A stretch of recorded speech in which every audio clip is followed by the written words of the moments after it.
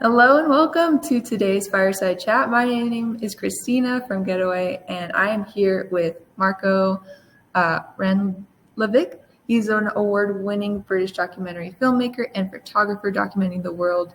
He's based globally, often traveling to work with charities, organizations to tell interesting cultural stories through the eyes of local people. I literally just got done watching your Balinese buffalo racing video this morning.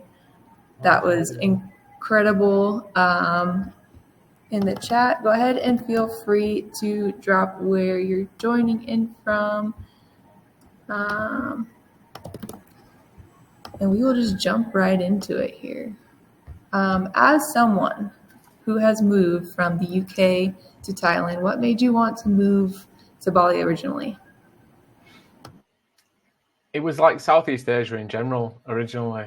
I went backpacking, did the whole stereotypical cliche backpacker getting drunk in Southeast Asia trip in like 2014. And after that, I was just like, wow, this side of the earth is so much more chill. There's not as much rain. Obviously, I'm English, so I got to avoid the rain. And the culture and the people and everything was so intriguing and everyone was so friendly. So I was like, right, I've got to find a way to get back to this side of the world. So I tried numerous different things like web design, graphic design. Didn't do so well at most of them, but it wasn't until I started doing filmmaking I actually had a little bit of success, saved up some money, came to Asia and became a filmmaker. Oh my gosh. I have attempted some film stuff, but it fell off very quickly. And the stuff that I do now is not anywhere near. And I'm super impressed by, again, that Balinese buffalo video looked like the editing, the quality, the storytelling on point. So I want to ask, as a digital nomad yourself, how do you navigate like ethical considerations of traveling and working remotely in places that are grappling with issues like gentrification that you talk about and you post about with Bali Metaverse Quest? Yeah, I mean, for me, when I first came to Bali, I was kind of shocked by the way that there was this whole amazing culture to be discovered. But everybody seemed to be just obsessed with the new beach club that was just being built, or the next big nightclub, or the next place to go and get your avocado toast. And for me, that was one of the inspirations to document Balinese culture and show people that Bali is not all just babes in bikinis on beaches and beach clubs. There's a lot more to it. So for me personally, I think what I've tried to do is try and showcase other sides of the area, show people how they can connect with other aspects of the culture apart from just partying and pretending to be an influencer. No, it comes across in your content, and I want to ask what personal experiences like have contributed to. Is there like one specific thing that made you want to jump into documenting the local culture, and then also, posting about topics like gentrification? I guess it's I'm half Serbian, half English, so I've always been brought up between two different cultures. And growing up, I obviously lived in England, but I learned a lot about the Serbian culture. We used to travel to Serbia every year, drive through the whole of Europe, and I used to like see all these different cultures, and I found it all fascinating. And I guess it left an imprint on me as a kid. So I've always been really interested in culture, whether it's like serious documentaries or memes. I just love all aspects of culture. And with globalization, I feel like culture and unique cultures are kind of under threat. We're turning into like a universal global monoculture, it seems, these days, where there's Starbucks and Uniqlo everywhere. So for me, I feel like it's important to document these cultures before, I guess, they disappear for good. I agree. And I'm the same way. When I was a kid, I got the opportunity to travel to Europe, and that kind of spurred my interest in traveling and getting to know other cultures. So I'm definitely with you on that. As far as memes go, in what ways do you think that memes can effectively address complex issues like gentrification? I know it sounds absurd and it's crazy, and I feel stupid saying it, but memes are like, I guess it's the way that everybody communicates in the modern digital age. Oh my God, yeah. They're the most shareable form of content. They get the most engagement. So for any cause, anything you want to bring attention to, it really does make sense to do it in a meme format. And I've always been obsessed with memes. I like stupid humor.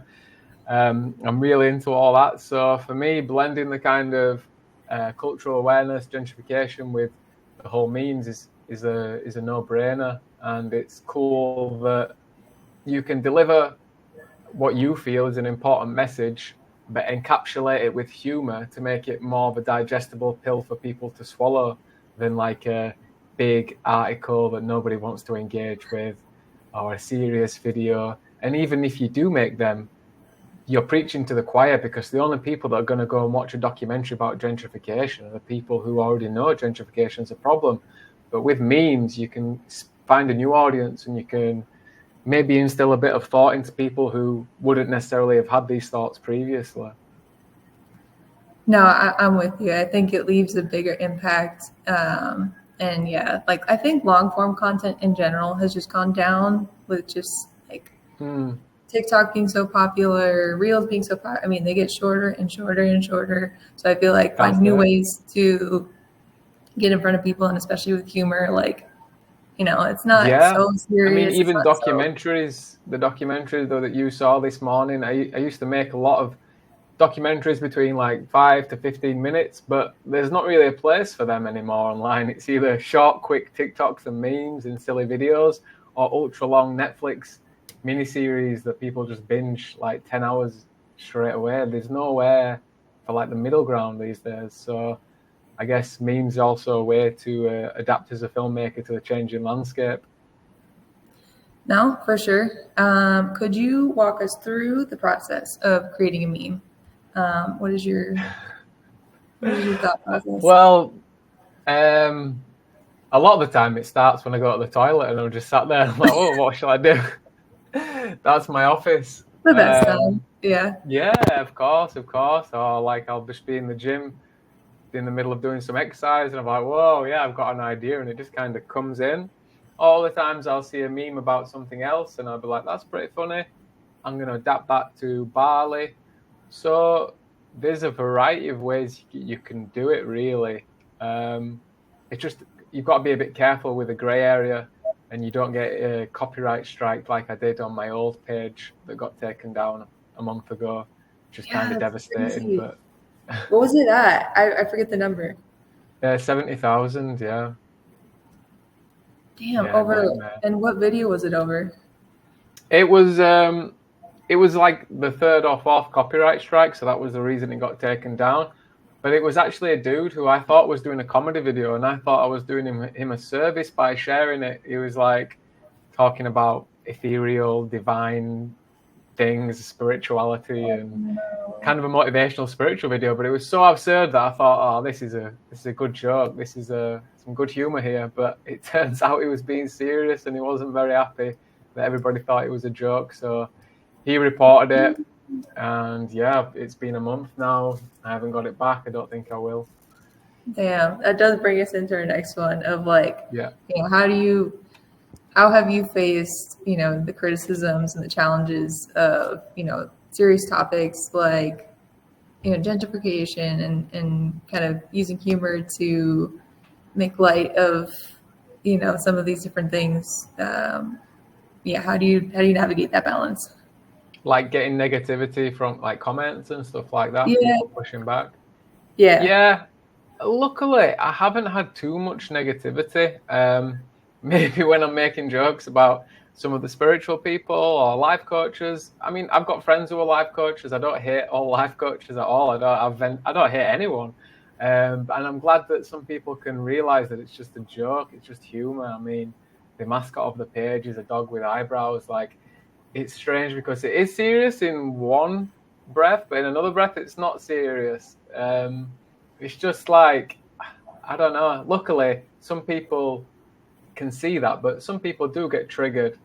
And I just try and remind them that, you know, it is just a joke and not to take everything too seriously. But then as I'm even saying this now, we're talking about gentrification and stuff like that, and it is kind of serious. So it's really hard to pin down. It's kind of a mystery. He's doing this memeing. Like sometimes it is serious, sometimes it's not. It's just like kind of a ever-changing creative outlet that can be anything at different times, I guess. No, for sure. And I have friends who are coaches, life coaches, retreat leaders. Um, and yeah, I feel the same way. Like I don't hate anybody, but No. it is. And I think the one thing that stood out to me was the video game of the Bali Metaverse Quest, where it was so heavily on gentrification. I'm like, all right, I host events in other places. Like, how can I? We'll get into that later, but I do have one more question on, how do you hope that your content will influence conversations and perceptions around these issues? I guess it's tough because even with gentrification, even if foreigners are aware of it, it still comes down to a local level. And as people love to point out that, this couldn't all happen if it wasn't for the local people selling the land, which, I don't know if it's exactly true because I'm not sure they know what's going to happen to the land. But then there's also the local authorities who approve huge developments that are kind of a blot on the landscape and aren't in keeping with the culture. So there's so many different layers. Hopefully I can, have some kind of effect, but I wouldn't like to think that I can actually have any influence. But if I could, that would be amazing. And I've had this conversation a lot recently, and it's just hopefully to remind people that the reason why people love Bali and come to Bali, yeah, they do love the beach clubs and they do love the all that side of it, but all that couldn't exist if it wasn't for the beautiful culture of Bali. So by eroding that and creating things which aren't really in keeping with the spirit of Bali, it's kind of it's a downward spiral, and they're going to kind of erase the magic for the reason why people go there in the first place. And for example, I'm not against development. Everywhere should be able to develop totally. That I understand that, but you do look at places like Japan, which is super developed, super modern country, but somehow it still managed to retain the feeling of its Japan. It doesn't feel like you're just in another Western country. It has the futuristic vibe, but it also maintains the essence of what it is to be Japanese. And I think they'd be a good example to learn from any other cultures around the world that feel like they're maybe being eroded. Yeah, no, and I think you brought up a good point with like the local level kind of taking charge. I know when we were in Vancouver, for example, like they heavily tax foreigners coming in trying to buy up land. And I think it depends on the place and like there's context that maybe different in Bali. Japan is a great example for sure.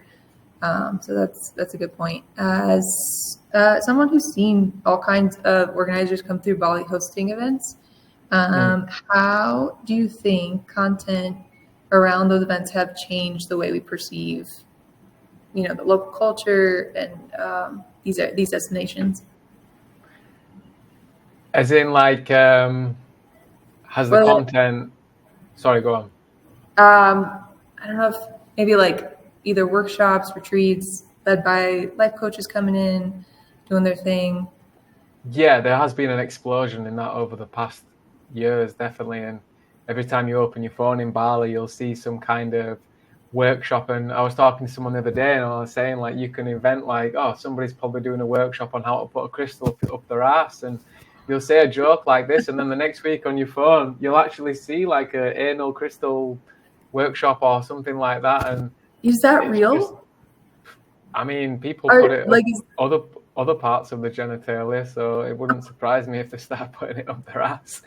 Like, that's the thing with Bali. Like anything you imagine, it's like every kind of stereotype and cliche on steroids to a point where people live in like their own bubble of absurdity, and it's like Emperor's New Clothes. Like you feel like just like, what the hell is going on here? And everybody's just kind of in their own bubble and think it's all normal. But once you step outside of that, it's like, no, this isn't normal at all.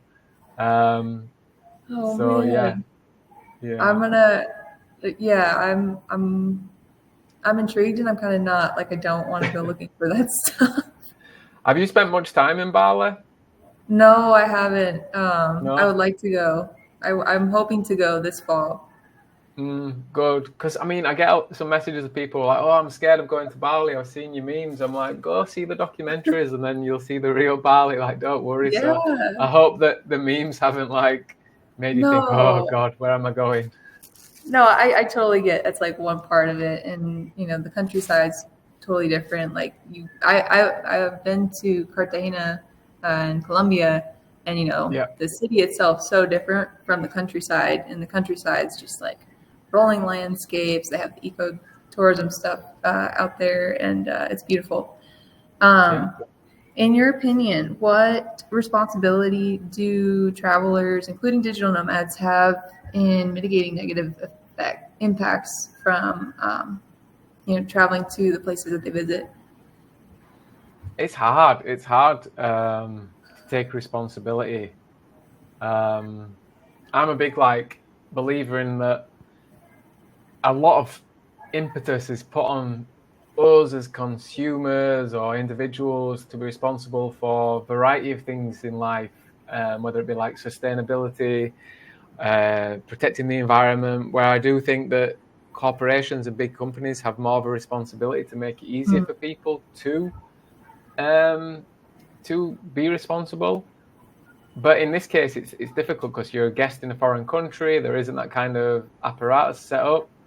So I guess it's just about doing things that are basic as connecting with local people, speaking to local people, not living in your own bubble, getting out there, experiencing the country. And a lot of digital nomads, they might move somewhere, stay in the co-living, go to the co-working, and kind of say that that's their experience. They might do a few like excursions here and there, but really get to grips with the culture where you're at and really try and have a cross-cultural experience. And I feel like that's the best thing we can do to really understand the people who live where we're visiting. Other than that, I don't know, like maybe go to the beach and help with cleanups. I know there's a lot of that in Bali, or any other kind of environmental things you want to be part of, because that does seem to be a problem in Bali, particularly because the tourism industry is a hell of a lot of a big plastic pollution problem. No. So yeah. Yeah, how is that? I've heard is it getting better? Because I know they put in some restrictions for traveling throughout Bali at certain times. Yeah, I mean, with the plastic in Bali, it's usually in the rainy season. So the joke is that the Bali say it all comes from Java, which is a different island across there. They'd say, oh, it's not us, it's not us. But you do see it in rainy season. The rivers are full of plastic and it all gets washed down to the beaches. And the beaches become just like a carpet of plastic. You can't even see the sand. It's just plastic for miles and miles and miles. And it's quite shocking for people who go to Bali and expect it like a tropical paradise, and they just see like a carpet of plastic bottles. I mean, I even experienced it last year when I went to the Maldives on a shoot. I was expecting the Maldives all beautiful. I've seen all the videos online, and I get there to shoot on the beach the first day, and there's dirty nappies, trash, plastic everywhere. So it's an international problem, definitely. And Bali can make efforts to try and clean up, but it seems like no matter where you are in the world, it's really hard to avoid the plastic pollution problem. Yeah, no, and I feel like maybe that's an opportunity to like shift some of these events to like maybe we just do cleanups and like make that a part of the itinerary to do some kind of Yeah. Positive impact. Yeah, I feel like that'd be awesome. And it's not just about doing some positive impact for the place you're at, but I feel like people who are on the retreats or events, I feel like that might be one of the lasting memories that they have, because doing things like that, you are helping, but it also helps you and makes you feel like you've done something, you're part of something bigger. So yeah, without a doubt, if I was to ever host a retreat or anything like that, I'd definitely incorporate something like that into a schedule. Well, I'm going to add that to my notes for Yeah. the Tulum retreat that we have coming up. It's technically Getaway in Tulum. It's a co-working event that also has daily wellness activities, We have a pitch night on the last night with a good friend of mine who has a really cool company that I think you would actually like. It involves metaverse, it's VR, it's really cool. I'll have to send you some of the clips from the product itself. It's still in beta, so I don't want to give too much away, but it's pretty sick. And I'll have to add the some kind of cleanup, I think. And we're working with Co-working Tulum. The owner's name is Jay, and he's a great guy. They manage a couple different villas out there, and he seems really well connected. So I'll see if he can add or get me in touch with somebody who can potentially help us out with something like that, because that'd be really cool. Yeah, I mean, cleanups. I know a lot of people in Bali, they'll go to orphanages and help out and bring donations, or they'll go to a dog sanctuary. There's like all kinds of things, I guess. And, you know, you can put these things out to the people who are attending a retreat, and, you know, you can get them to vote and see which one they'd rather do, or maybe they do all of them. Who knows? Like, yeah, there's so many things, whether it's animal welfare, environment, humanitarian causes. It takes 2 seconds to find an NGO or a charity in a local area and to reach out to them and say that you want to help. No, for sure. I want to ask, have you been to a retreat or co-living experience? And if so, what is your favorite memory or experience from that? I've never actually been to co-living or a retreat, actually. No, Really? No. Really? Yeah. I did think about doing my own filmmaking retreat, but then coronavirus happened and everything went to shit. That would be, you should do it. I would go. Yeah. Okay, yeah. I'll hold you to that. Okay, day 1, we go feed dogs. Day 2, we clean up the beach. I'm down. My name should be first on the list. I'm down. Okay. Yeah, that'd be awesome. But no, never. I mean, I've been to a lot of co-working spaces. Co-living always seems overpriced. I've never actually done the co-living. But yeah, I love the idea of going to a meme retreat or something like that. I don't know if they exist, but maybe I'll have to make a meme retreat instead of a filmmaking retreat. I don't know. I gotta put you in touch with my friend. He's a big YouTuber. And it's all around memes. Really? That's amazing. I'd love to meet him. Millions of views. No way. Working with a couple different big platforms, so I think you guys would hit it off. I don't know if he's watching, but did invite him. Awesome, yeah. I'd love to meet this dude. Hell yeah. So we have a couple minutes left here. I don't know if we want to go into any like Q&A. If anyone does have any questions in the chat, feel free to drop them in. Otherwise, I will give you the rest of your night back because I know it is very late there. You said it's like 9 p.m.? 9:30, yeah. It's okay, though. It's okay. No problem for me. I'm a bit of a night owl. Me too. I'm like, I'll be up till like, last night I was up till 1 a.m. Actually crocheting. Funny enough, because I'm trying to build out our merch wear line. But I didn't want to make a merch line that was like t-shirts and like random drops. Not to hate on t-shirts, but I feel like it could be, I don't know, maybe crochet feels more sustainable to me because like I get yarn donated, or I'll go to like a thrift store and find a sweater and like reuse the yarn. Mm-hmm. So that was my night last night. That was you till 1 a.m. and now you're awake and it's only 8:30. My gosh, you're gonna have to have an afternoon nap. Oh yeah, or an afternoon another caffeine shot. So how many retreats have you done then up to date, or is your first one planning in Tulum? Oh man, so we started locally. I actually started as a personal trainer I started hosting events while I was a personal trainer in 2019 in Miami because we lived there for like 8 years. And I was like kind of dabbling with the event industry on the weekends, working as like a promotional ambassador, doing little pop-ups at festivals, helping with like production assistant stuff. And I wanted to, do an event to try and get more clients. And so we hosted this one event January of 2020 actually. And it was like a couple different classes. We had yoga, animal flow, functional fitness, music, food, all the good stuff. World shut down. But at that time, I was like, I want to do this full time. So we started with the little retreats in Miami, and then, hold on, I'm like getting in my head of myself. We started with the retreats in Miami, and I kind of got into more like corporate event work with big companies like Informa. It's a big conglomerate out of the UK. They do like 40 billion a year in annual revenue, which is why I'm into the virtual event side, because a lot of their stuff is virtual. Didn't love that corporate environment, so I left that, and then that's kind of where Getaway started. Because I'm like, I still really like I'm passionate about like health and wellness and hosting these events. So we expanded to Denver. We're doing Denver retreat here, same kind of events, and then hosting the international stuff is starting this year, which is super exciting. But I want to do it, thoughtfully. So I'm not. So what entails in your average retreat then? What kind of things do people do? Is it mostly based around, like you say, wellness, or what kind of things? Full spectrum. Like, I mean, like we've done like physical like training wise, or more like holistic? I would say mental, physical, social. So we've done like a cannabis event here in Denver. It was like an educational event.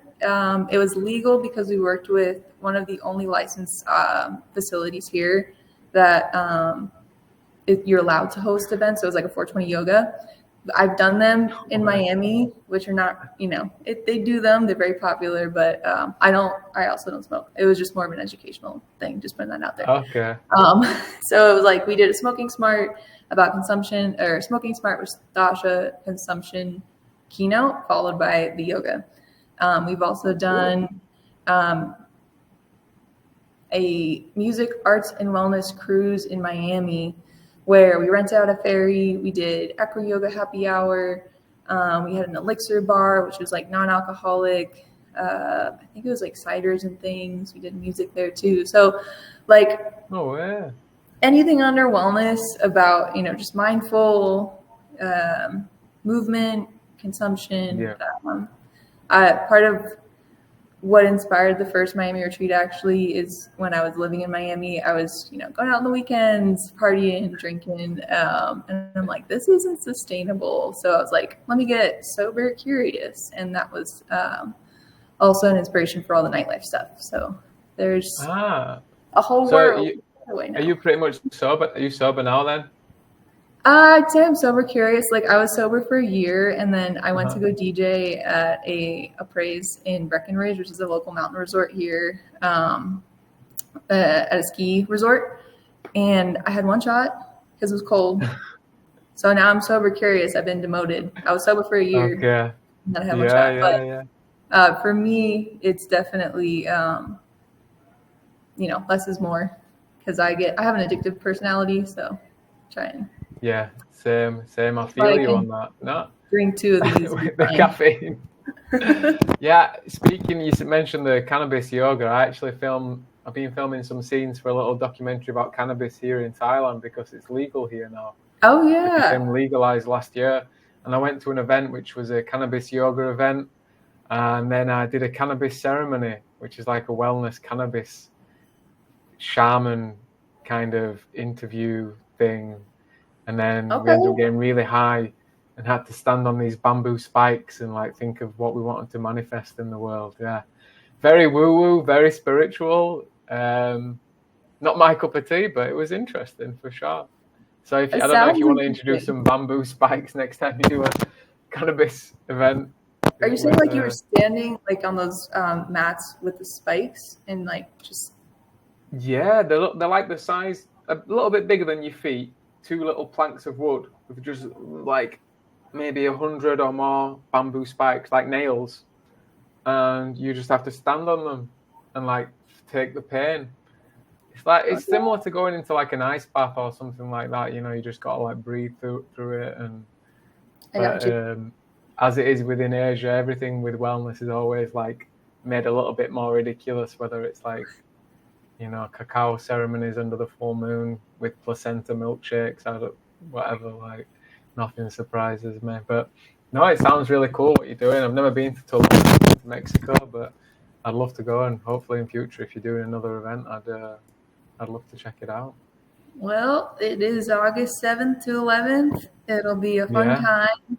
There's some villa events and workshops. We have coming in talking about, she's like a big influencer on LinkedIn, remote work wellness. But yeah, all the daily wellness activities will be there. And then we're doing like a Mayan ruin tour, courtesy of the room. Yeah, it sounds awesome. Yes, please come out and yeah, when I'm headed your way, we should definitely meet up, because I am very intrigued to learn more about what you do over there and support your filmmaking however I can. Yeah, I appreciate it. Thailand, Bali, wherever, Southeast Asia. I'm always wandering around these parts. So yeah, just let me know whenever you're around here, and I'll show you the ropes and tell you where not to go to get involved with the weird people who put crystals in strange places. Don't worry about it. That is much appreciated. Thank you. No problem. Right. No problem. Well, thank you so much again for your time. I'm going to go ahead and let you go here. And for everybody who's coming in later, this will be available for replay on demand. Just come back to this link whenever you want. Share this with your friends who might enjoy this chat, and we will see you at the next one. I don't know if, Marco, you have anything that you want to promote? Nothing. Just maybe my meme page, because it got taken down. So go follow Bali Metaverse Quest so I can build it back. Please, we'll repost that. And save Bali with memes. Yeah. Go follow Bali. Is it Bali meme? Wait, Bali Metaverse Quest 2? Yeah. Bali Metaverse Quest 2, yeah. And then I see you have now, was this new one, the Global Metaverse Quest? I've got Metaverse Quest coming out of my ass. I've got so many. Every time I have a stupid thought, I'm like, I'll just create another one. Thailand, Serbia, Halifax, Global, Bali, where next? I think I need to be stopped. Somebody needs to stop me. All right, I'm going to go find all of them and stock them. That'll be my next... The Thai one's interesting. The Thailand one's very interesting. If you want to have a good laugh, I like that. That's where I'm headed right now. I'm going to do that. Okay. Thank you again, Marco. And thank you again to everyone who joined in. We hope to see you at the next one. Have a good one. Thank you. Bye-bye. Bye.